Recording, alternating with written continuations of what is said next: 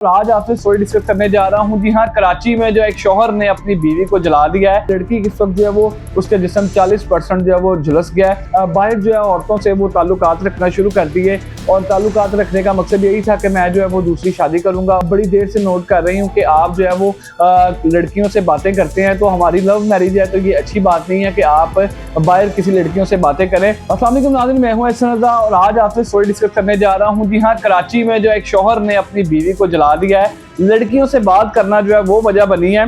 उसके बाद जो है शौहर ने जो अपनी बीवी को जला दिया है। जी मैं बात कर रहा हूँ, कराची में ये वाक़या पेश आया है। कुछ देर कबल ही जो है वो लड़का लड़की की लव मैरिज हुई थी। लव मैरिज के बाद जो है वो अपनी हंसी खुशी ज़िंदगी गुजार रहे थे, जबकि फिर लड़के ने जो है वो बाहर खातून से जो है वो राब्ते करने शुरू कर दिए, बात करनी शुरू कर दी। जिसके बाद जो है वो इनके घर में जो है वो काफ़ी इनमें चपकलश हो गई और उसके बाद जो है लड़के ने जो है वो लड़की को जिंदा जला दिया।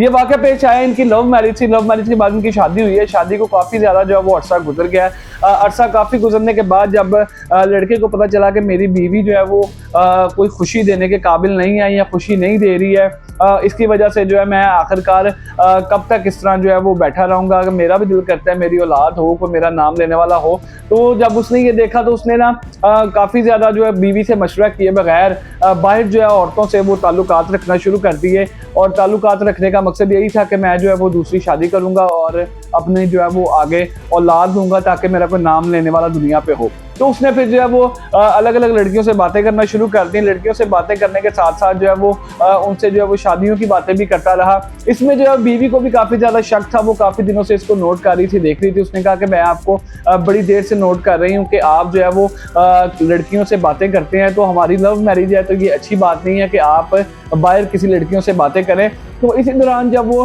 लड़की जो है थोड़े दिन पहले वो देख रही थी कि एक नंबर पे, किसी आमना नामी नंबर पे वो लड़का बात कर रहा था, वो लड़की ने नंबर नोट किया। तो जब उसने कुछ दिन बाद जो है वो 14 तारीख को उसी नंबर पे कॉल की, 14 मार्च को, तो वो जो नंबर जो जिस लड़की को कॉल की थी आगे से उसी के जो है वो हस्बैंड ने उसकी कॉल उठाई।